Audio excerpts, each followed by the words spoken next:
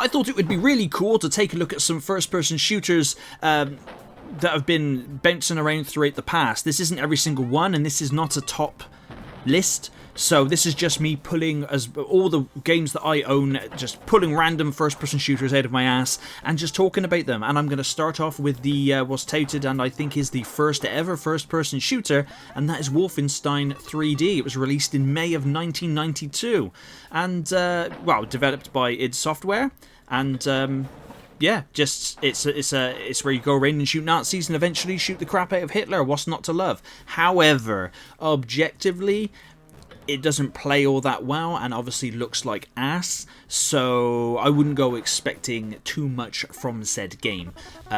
It's there, you can get it on the cheap. I think you can probably get it for free from some places, but yeah, Wolfenstein 3D is definitely it's great to take a look back at so that you can appreciate that it helped launch on to Doom and all that kind of jazz, and to what we have now. So, but yeah, it's you know, looking back at it, it's definitely not one of the best.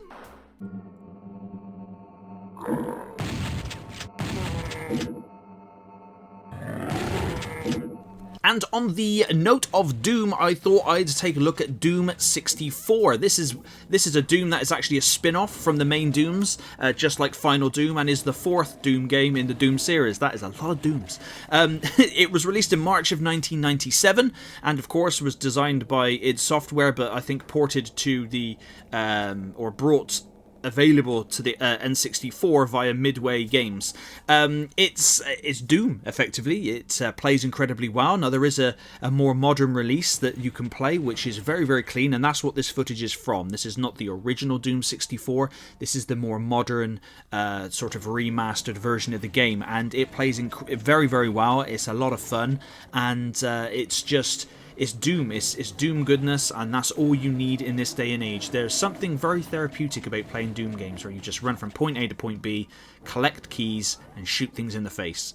I mean, that just sounds like, well, it just sounds like the American dream, if I'm honest. But, I mean, sorry, was that a bit of a bad joke? I don't know. I'm British. I don't deal with guns, so feel free to hate me in the comments.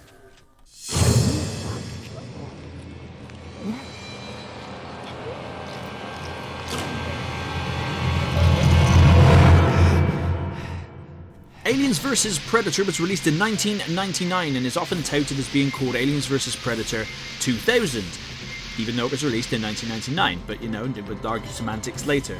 Now, this is the first big 3D first-person shooter of Aliens vs Predator. Before then, there was the arcade games and console games, which were just 2D beat 'em up games, and yeah, it's still incredibly good to this day. You can blow chunks off of the aliens, which is awesome. You can choose which campaign to play through first, whether that being the Xenomorph, the Colonial Marines, or the Predators themselves.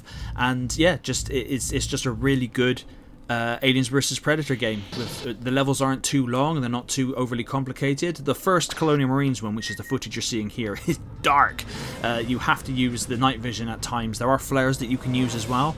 But yeah, it's just a really good game. It goes on offer quite cheap all the time for like £5, and it's definitely worth that. And interestingly, you can still play online games with other people at certain times, not all the time. But you can actually play online with other people, which is pretty cool still. Aliens vs Predator 2 is the better one, but unfortunately you can't get, the only way you can get that now is by some weird ass downloading it off the internet to be able to play it, because of some licensing issue, and licensing hell for video games is a pain in the dick.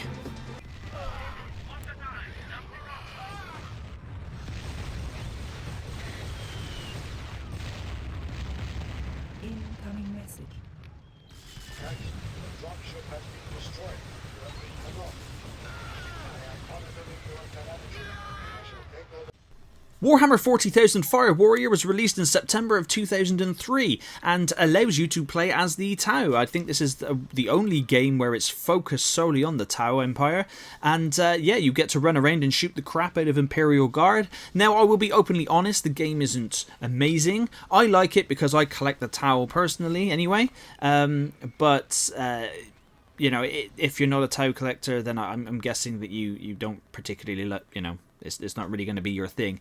It doesn't have amazing mechanics, especially considering the games that were coming out around the same time. But it's a shame that we didn't get more from the series, or there wasn't a sequel that they could have amped it up and made it a little bit better. But overall, I personally like the game. But yeah, it's got mixed reviews. So it goes on offer very, very cheap, quite a lot on GOG.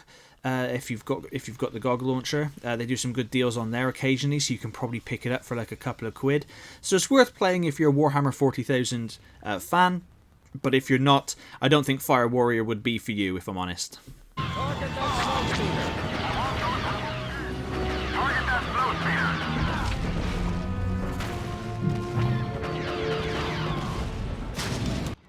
Star Wars Battlefront 2 was released in the October of 2005, and this is the original Star Wars Battlefront 2, the one that is jam-packed full of content and just amazing Star Wars-ness, and this is fully active online. You can still find games every single day at any time of day online on Steam. I still play it quite a lot from time to time. I jump on, and I absolutely love the game. Now, yes, you can play this third person, so, you know, but you can play it completely first person, so I'm including it, and I'm a Star Wars fan, so, you know, so tough tits. It's my list, and I'm putting it in, okay? You get to ride on a Tauntaun, which is awesome. It's got all the planets from the prequel trilogy and from the original trilogy, and the characters and the units and the locations and the Galactic Conquest mode, and it just has everything in it that, let's be fair, the more recent Star Wars Battlefronts do not have. And just when the more recent Star Wars Battlefront 2 started to get really, really, I mean, it's really, really good now, but when it turned a new leaf and started getting, you know, in the right direction, EA just dropped support for it, which sucks absolute ass, and EA can just, you know, go to hell and they die.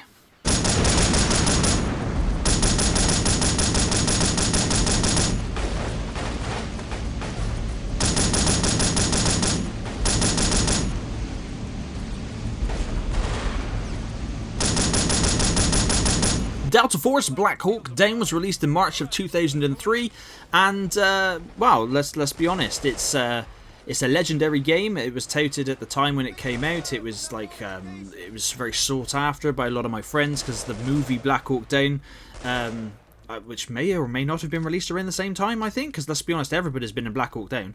Like every actor you've ever known was in Black Hawk Down, especially Orlando Bloom, which he falls out the helicopter. Anyway. But yeah, Black Hawk Down is a cool tactical first-person shooter where you've got to take on several different missions. You can choose your loadout before you go in, and I mean, I'll be honest, the enemy just pretty much will stand out in the open and shoot at you, and are easy targets. But for the time, Black Hawk Down was you know, revolutionary and all that kind of jazz.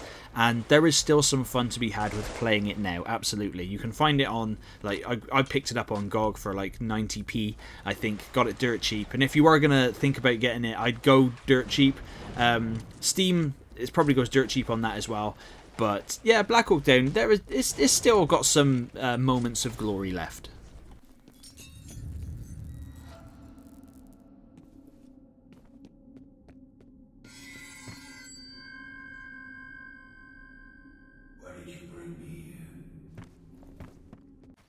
Fear, or First Encounter Assault Recon, is a psychological horror first-person shooter that was released in 2005. It has had 2 sequels, and it's also had some expansions as well. And at the time, of its release, had some amazing lighting effects and shadows, and you could slow down time and shoot the crap out of just shoot the crap out of everything that moved, and it had really good physics and all that kind of jazz, and it was something that my computer couldn't run at the time. And also, for some weird reason, even though I've got a mega machine now, the first Fear, with all the graphics turned up, still dropped frame rate somewhere, so God knows what happened. I just don't think the game is optimized very well, but, you know, turn a few things down, it runs fine, because the expansions and the sequels run great. But Fear is, it was developed by Monolith Productions, and yeah, just it's got all raving reviews, quite rightly so, and the whole Fear series is worth playing through, and there's some freaky stuff on it that, I'll be quite frank, frightened the crap out of me. But yeah, Fear is definitely worth picking up today, and as well as its sequels. I don't think the third one, I don't think you can get it I think there's some licensing problem, shock horror, but the first two definitely you can pick up, and they're definitely still worth playing today.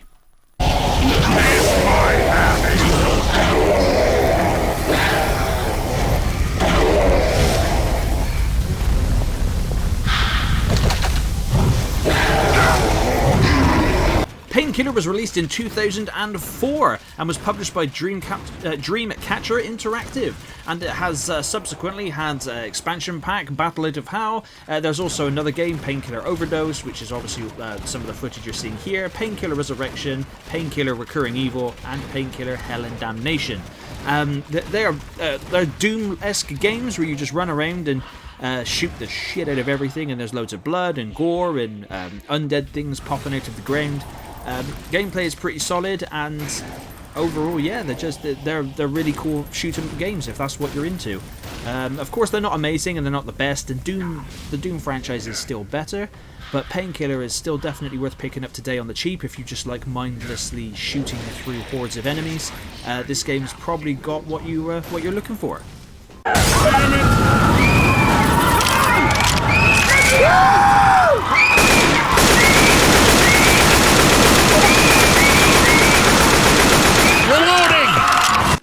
And the last game I'm going to talk about is Left 4 Dead 2. This amazing first-person shooter zombie apocalypse game was released in November of 2009, of course, by Valve, and back when they used to release games.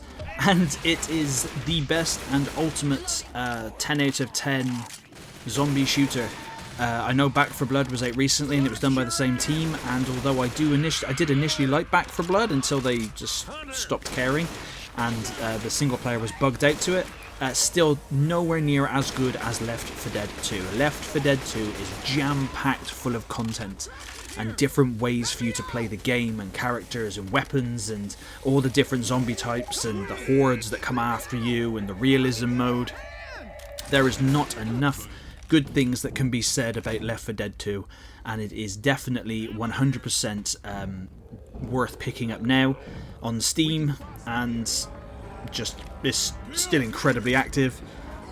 You do get people that kind of quit as soon as they die, but don't forget, when you die you can be rescued later on from rooms as the levels progress, so there's no worries there.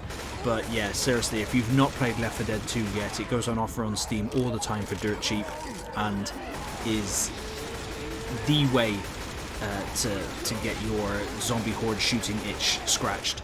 But this is just a small collection of first-person shooters. I'm going to be doing more lists like this, not just for first-person shooters, but for all manner of games, as there are so many games that come out all throughout the last few decades that deserve to be talked about. But thank you very much for watching, and please let me know in the comments if there's any first-person shooters that I haven't mentioned here that you guys you would like to see me play and talk about on my next video. But thank you very much, and I'll catch you on the next one even.